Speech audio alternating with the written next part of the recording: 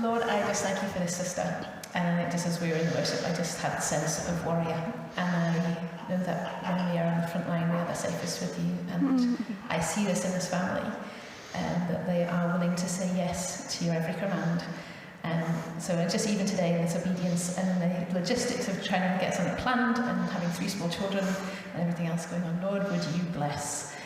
Would you prepare our hearts to hear what you have to say to us? And would you just make Amy a channel that just she's able to get across what you've put on her heart? In Jesus' name, amen. Amen. Let's go up. Can we have the PowerPoint? Is that okay? Thanks, Josh. So, hi, I'm really excited to share. I am a little bit nervous because I was asked to share about 2 years ago and I haven't been asked since. So, I think Rupert has allowed me now to, maybe I'm mature enough, I don't know, maybe I'm not as rebellious, I don't know. But I'm here to share today. So I'm Amy, I am married to Simon, I have 3 boys. Professionally, I'm a nurse, that's my background, but I now work for Bethany Christian Trust and work with people in the midst of addictions and tricky things going on in their lives. I've been part of this community for 25, 26 years now, on and off, and I've been involved in different subgroups of this community. One for a better word, I've been part of the Sunday school, I've been part of the youth group, I've done alpha courses, I've helped to be on alpha courses, I've been pulled aside for being naughty. No, I haven't. I've been encouraged, I've been on marriage prep, haven't made the worship band yet, and I think that's for my voice. But you know, I've been around here quite a while, and I love it. I love our community. So I'm going to share a bit of my story in relation to how I feel community can work, in relation to what I feel community is. And that's about it. So if you go to the next slide, these are the 3 things I'm going to look at. So I'm going to look at discovering our story within our community. I'm going to look at what does healthy community look like. And then I'm going to look at community requires action.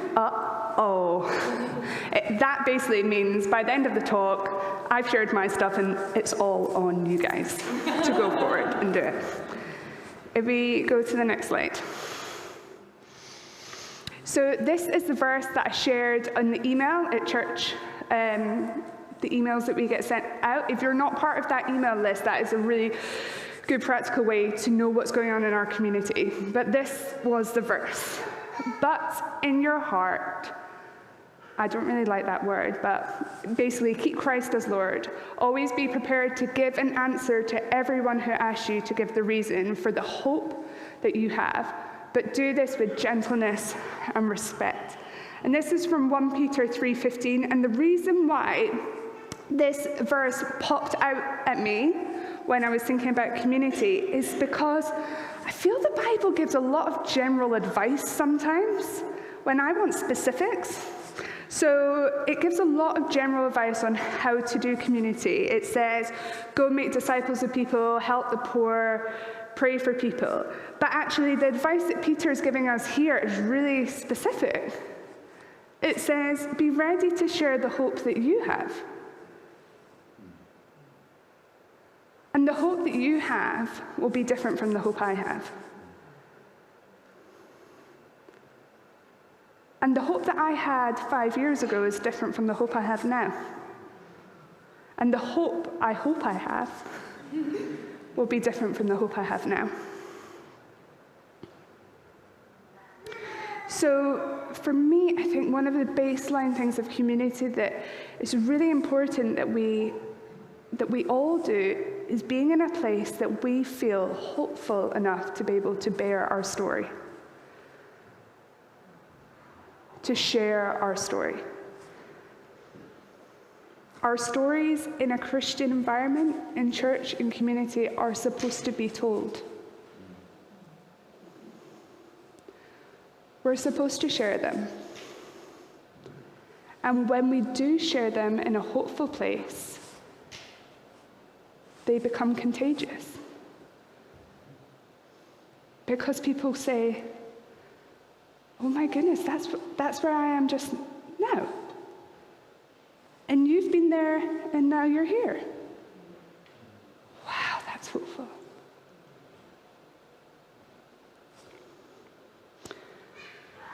By telling our stories, we are telling God's story.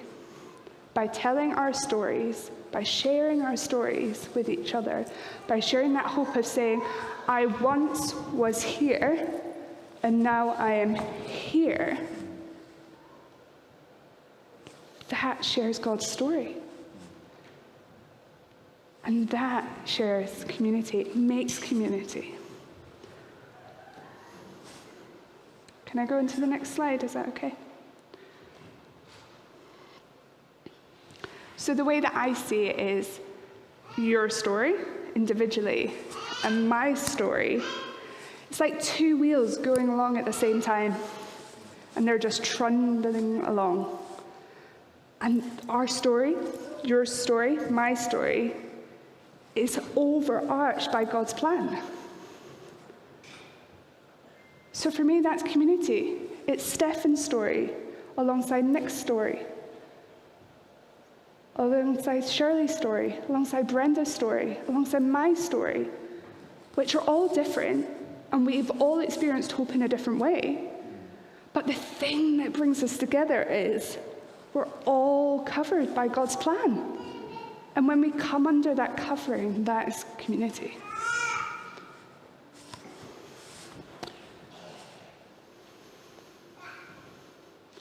Next slide, please.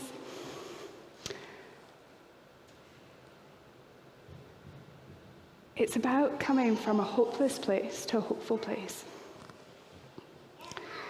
It's about coming from a place that we previously didn't have hope to a place that we do have hope. Just want to share a little bit of that sometimes when you're part of a church community, my experience has been that I can feel like an imposter.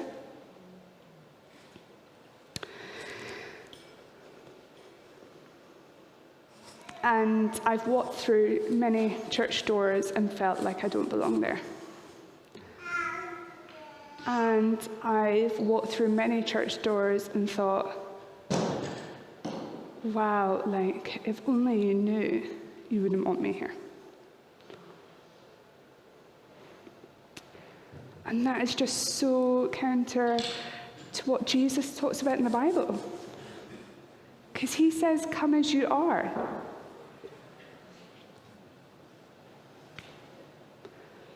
But that takes vulnerability.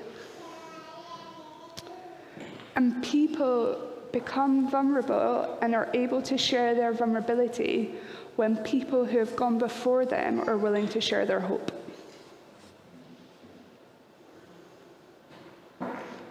So yes, you can walk through those church doors and you could feel like an imposter. You might feel like an imposter today. But hopefully, even a bit of the story that I'm going to share today make you think, oh, wow, yeah, like it's not about them. It's about the hope that, it's about what Jesus has done in their life. Oh, phew, I'm in a place where it's not about performance. It's about the hope that they have. Wow, I am in a place where those people seem really content with where they're at, but their life before, some of their life now is pretty messy. How do they have that confidence? How are they not walking in shame? Because I've gone from a place of hopelessness to a place of hope. Because something changed in the way that I saw community and the way that I saw myself within community. So once you come as you are, you start to be known. And people start to know you, and that can be a really, really scary experience sometimes. I remember about 7 years ago, I'd been living in Cambridge. Flick's already laughing. I'd been working in Cambridge, and I decided one day, as Amy Colley at the time does, but that I would just get on a train and come back home. I had a house in Cambridge, a job in Cambridge, but I'm quite emotionally driven. So I used to make decisions more quickly than I do now. And I called my mum and dad and I said, just to let you know, I'm moving back to Edinburgh.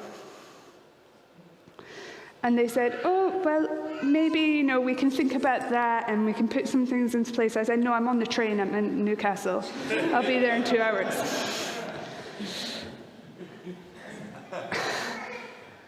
And I turned up an absolute mess. For many reasons. And I didn't know I could come as I was to this community, even though I'd grown up here. That shame, that imposter-ness syndrome that I had, the walls were too high for me to even reach over. I'd forgotten what a church community should be like because I'd experienced other communities. I'd experienced other church communities between leaving here and being. I didn't think I was good enough to be part of this community. Until I met somebody called Flick Collins, who I had known before, but God randomly put in my life as I was walking down the street.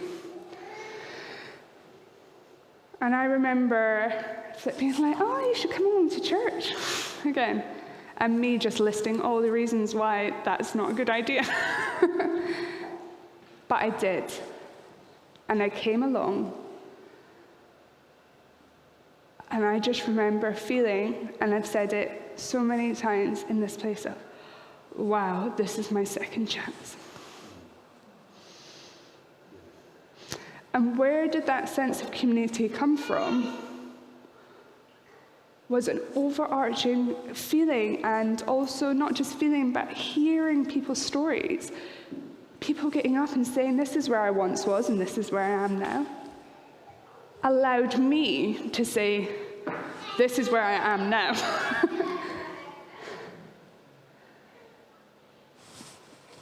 And I don't know what to do with it. But my worth wasn't up for debate. Who I was as Amy wasn't up for debate.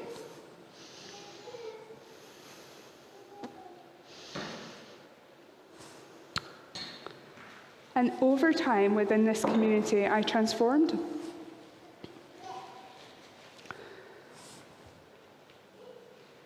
And that is the product of a Christ-filled community, is transformation.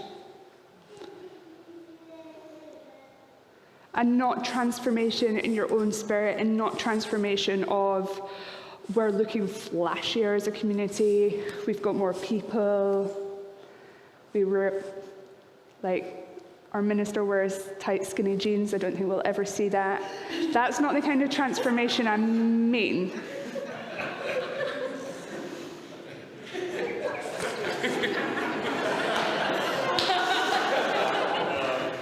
I didn't hear that. He's too old. It's his hearing. That's not the type of transformation I mean.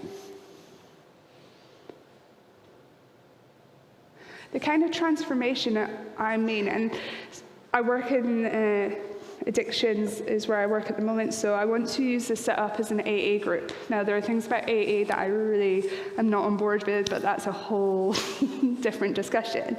But one thing that AA do is people know they can come as they are. And that there's still a seat for them in the circle. And that they'll never be asked to leave that circle. And that there are times in their journey in AA where things are going really well, and there are times of what we like to call lapse, not relapse, Not turning away and completely going down a different path, but a time of lapse of saying, this is a bit rocky for me. And AA do that really well. And that is how church should be. That is how our relationships with each other should be. So you come as you are, you become known, you transform, and then you bear your story. And that can be in small groups. That can be on a one-to-one level. That can be through marriage prep courses, or Roy and Hannah, your youth working days where you bared your stories with us as teenagers. I'll stop there. When that happens, something really special happens. Church becomes a level playing field. And that's something Naomi mentioned. It becomes a place where power literally flees. And everyone comes to the same place, the same seat at the table. There's no hierarchy. Because everybody knows that they are turning up to a bunch of hopeless people that are now hopeful. And that is the ministry of the church today. In a culture where we have to turn up hopeful even when we're hopeless.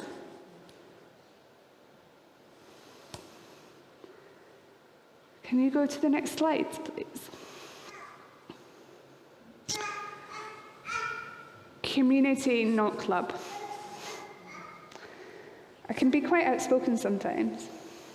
And I have sometimes really struggled with church community. I've said things like, oh my goodness, it's just Sunday club for adults.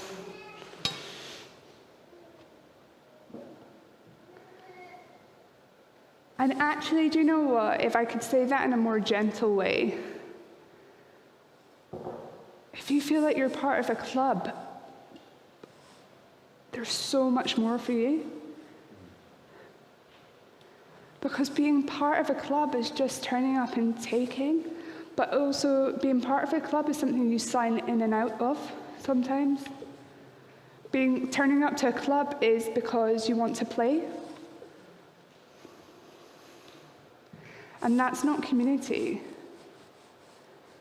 Community isn't just a group of people.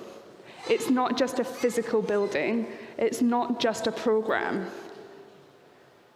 I'll go into this a bit more later, but community is spirit, mind, body. What's the other one? Feelings. It's all of those things. So if you're feeling today like, oh, I thought church was a bit of a club, come and chat, because I really want you to experience church as community, not as a club. Josh, please, can you go again?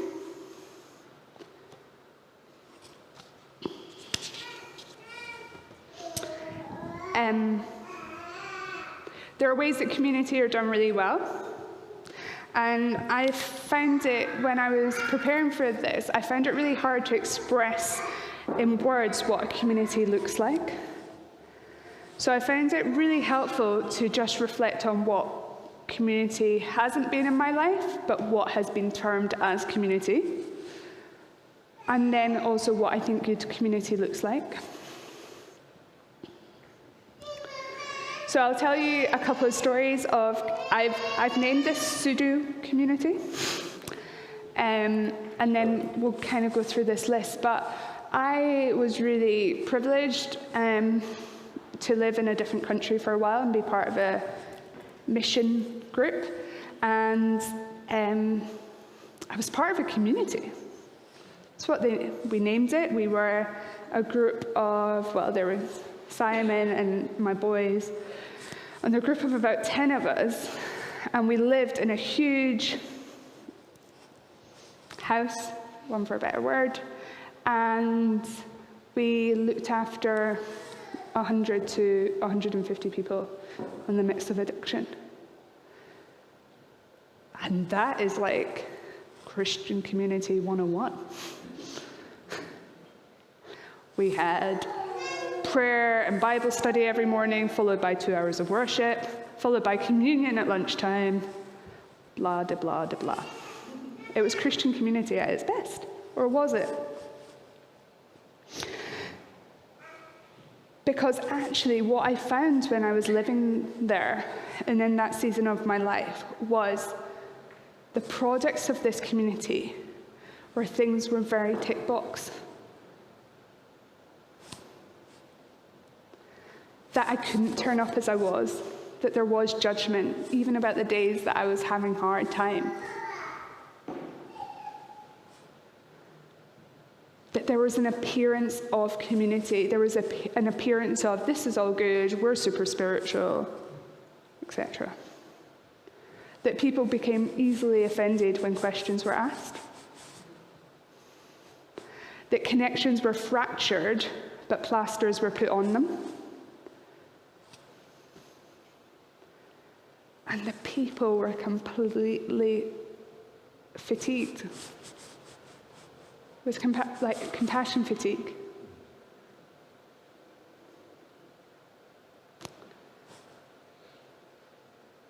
And the program mattered more than the people.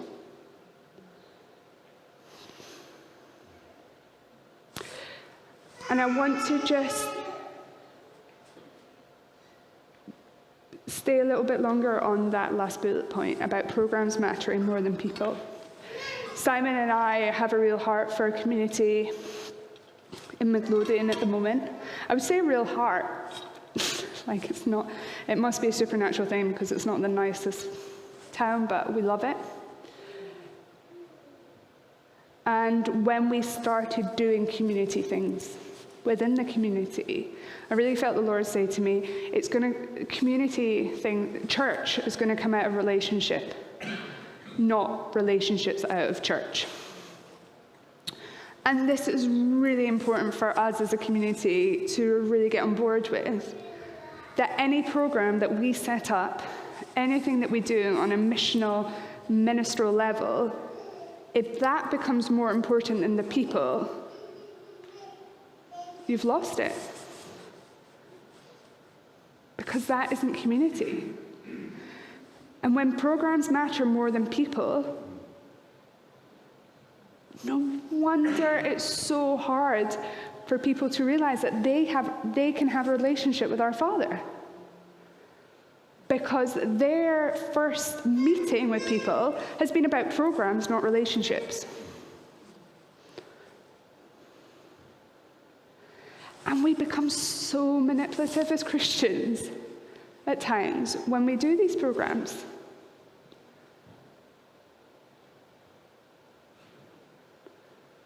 And people feel that. I've felt that. I have £20 here. Where's my other one?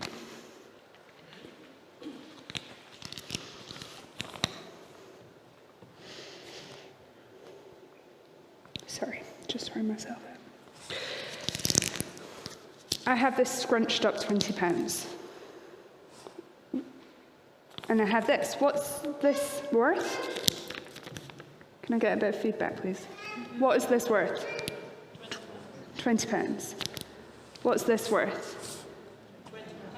But this one's really, really scrunched up. Have you seen it? And this one's really, really nice. You can see it's very clear. It's got £20. You feel proud to pass that over. But this one, are you saying that that's worth the same as this one? Oh. So when people turn up and they look like this, are they worth the same as people who've been here for quite a while and they seem more sorted?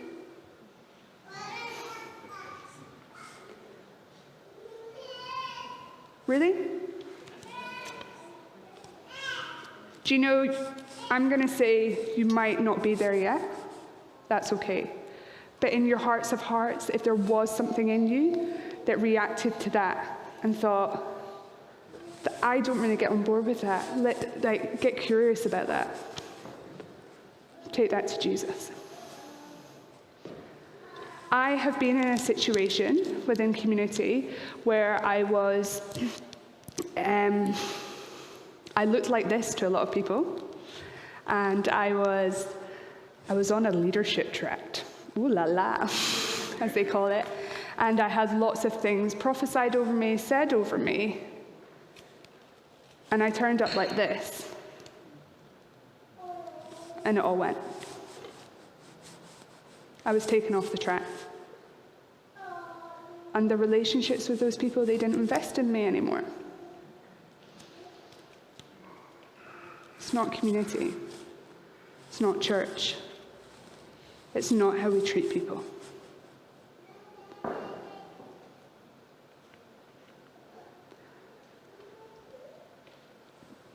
When people walk through those doors, the thing that will speak to them is the world sees them as this. Their worth is not up for debate in this room, in this community. When someone bears their story with you, that is a privilege, that is an honor. And as a community, we hold them in that. We say, come as you are, be known, transform. Because I've been in that place of hopelessness, and I now stand in that place of hope. For some people, that might take months. For other people, it will take years. For Rupert, it will take decades. But, we still love him. Can you go on to the next slide, please?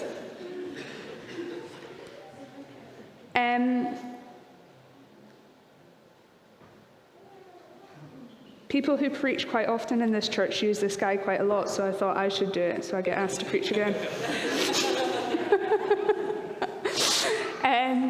Henry Noon, as long as we continue to live as if we are what we do, what we have, and what other people think about us, we will remain filled with judgments, opinions, evaluations, and condemnations. We will remain addicted to putting people and things in their right place. There's no right place in this church, because otherwise we would be all in the wrong place. Okay?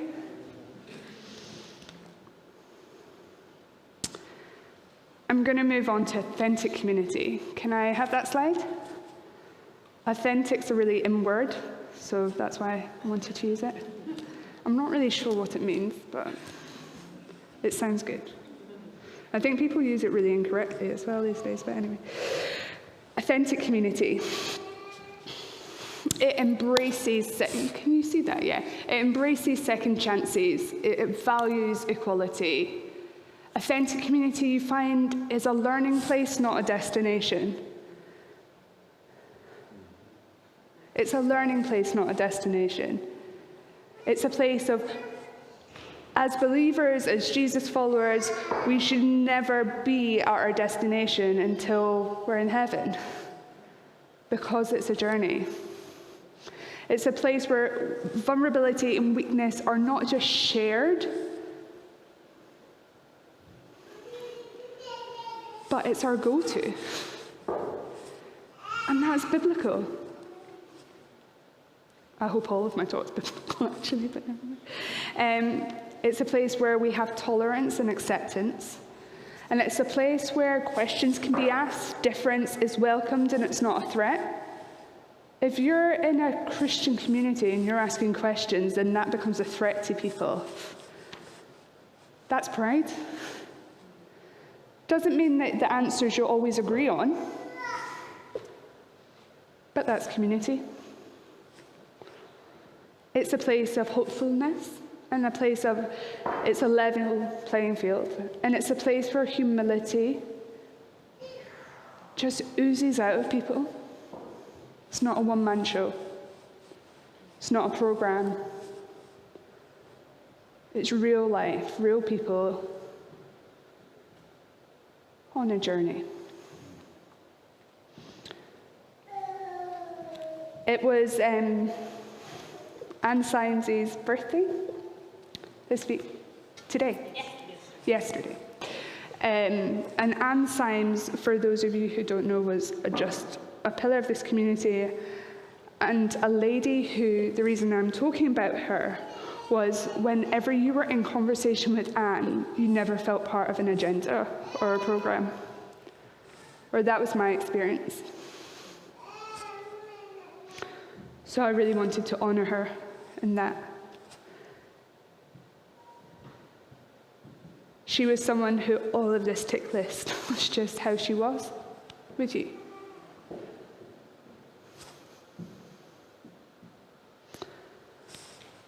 When new believers, people come into the church, one of the hardest things in my experience I find that people find difficult is experiencing intimacy with the Father, experiencing that relationship with the Father.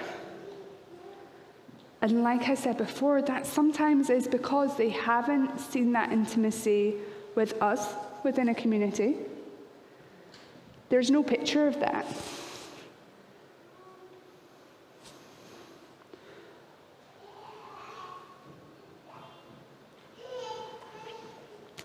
In our community that we're in at the moment, we've made quite a lot of new friends recently.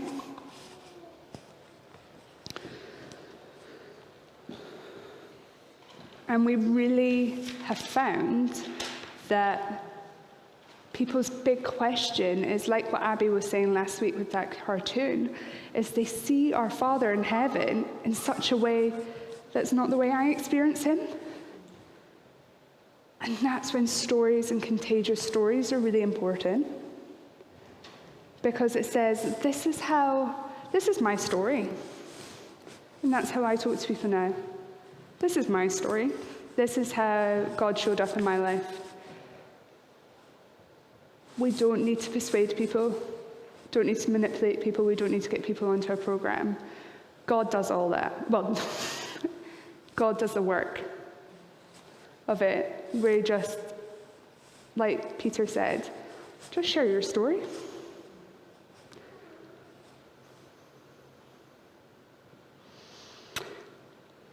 Can I have the next slide? Is that okay? Now, this is really important. Community has more power than what we can see. Community has more power than what we can see. I have a prophetic gifting. I love the prophetic, and this, for me, is something I just really want to share with people. Is every single time you share your story with anyone in truth, and it's from a place of, this is where I was, and this is where I am now, and this is what Christ has done for me, that is taking space in the spiritual realms. That is proclaiming truth. Every single time you turn your face to a brother and sister where there could be conflict, that is community. And in the spiritual realm, you're taking ground. Every single time we welcome someone in through those doors, every time we welcome someone into our small group or we're meeting up with them for coffee, and we speak about the messiness in their life or our life, and we take that to God, that is power.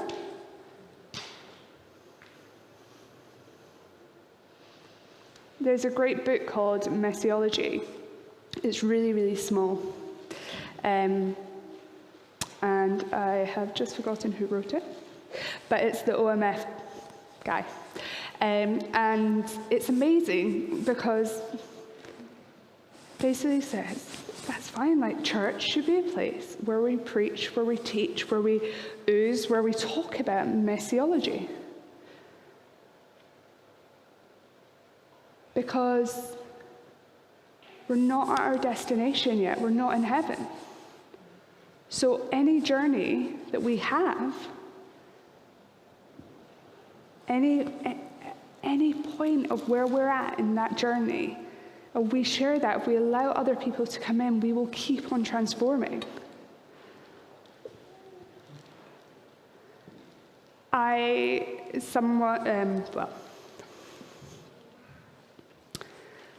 don't know how to share this politely, but I'll try to. I was in a situation once where people were sharing their testimonies. And do you know what? Testimonies are amazing. It's basically sharing your story. But all of the testimonies were from about 20 years ago. They were from when they met Christ. And I said to this group of people, do you mind just sharing a testimony from more recently? No, because that's our testimony. No. Like, if you don't have testimony from recently, that is something practically you can put into play today.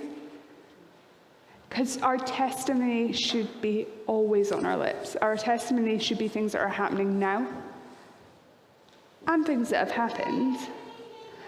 But the next time someone says, oh, can you share your testimony? Let's think, actually, what's God done recently? Because that has power to your peers. That has power to the people on the bus or the people at the co-op. That has power to people at the school gate. And some of these things are really practical. I practice, this is really, no, I think it's good. I practice sharing my testimony. So when anyone asks me, so like, why are you a Christian? I can be like, well, this amazing thing happened the other day. Someone gave me a hot tub, which it did actually happen. But I can be like, I just really see how much God loves me in that. That's not why I'm a Christian. But it leads to those stories. It's like what I wrote in the email. Sharing your story is not about getting the alpha booklet in the back of your pocket and being like, sir, would you like to read this prayer with me? It's saying, yeah, I'm Amy Milligan. I have 3 boys. This is what I do. I'm a bit outspoken. I like a glass of red wine sometimes. But God is king of my life, and I would not be where I am without him. And this is why. For you, it will look very differently. Because like I said at the beginning, your story is different from my story. My hope is different from your hope. But we are a community together, because God overarches us. And that's the community of it. So I'm just coming to an end. My mum will be glad because she doesn't like a long sermon.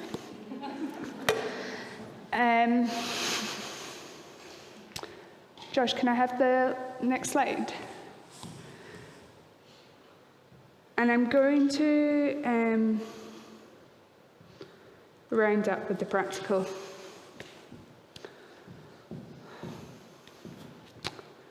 There's a lot around at the moment, which I've read parts of it, and I think it's good, about deconstructing faith, deconstructing the idea of church. Not loving the church, not being part of the church. Go on that journey. But loving the church is biblical.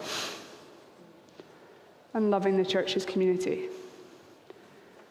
And it's really easy to love the church if you see community the way that I've just spoken about.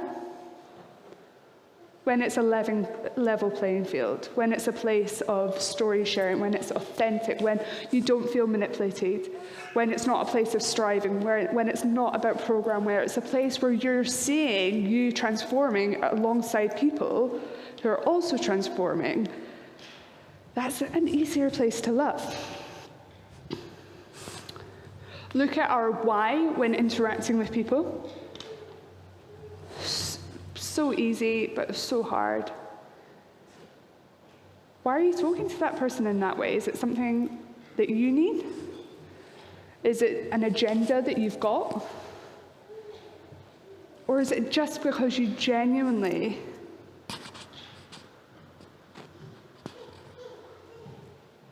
want to have a relationship, want to see that person being transformed, you want to welcome that person as they are? And turn our face towards each other. I say this at the team in Bethany. Hannah's part of my team. Not my team, there is a team of us.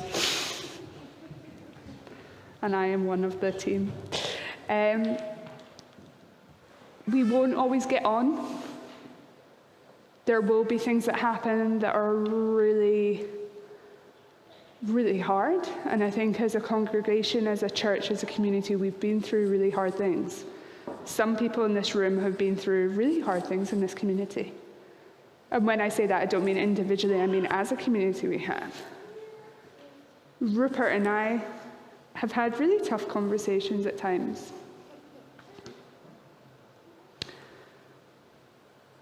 And I left at times.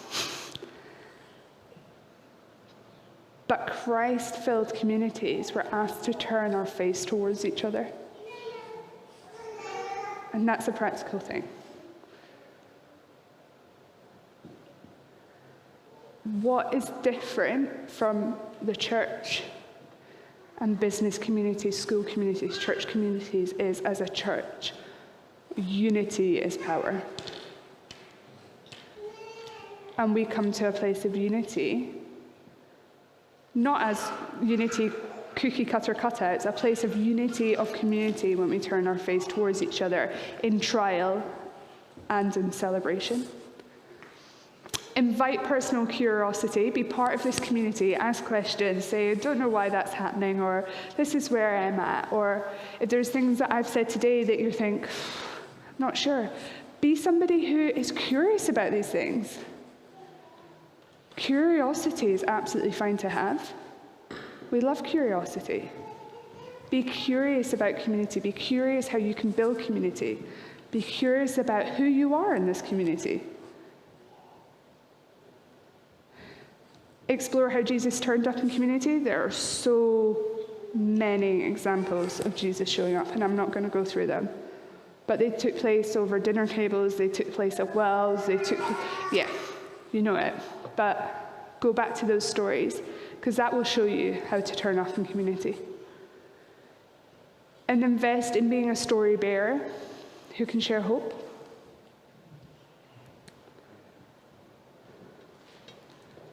And that might be practical again.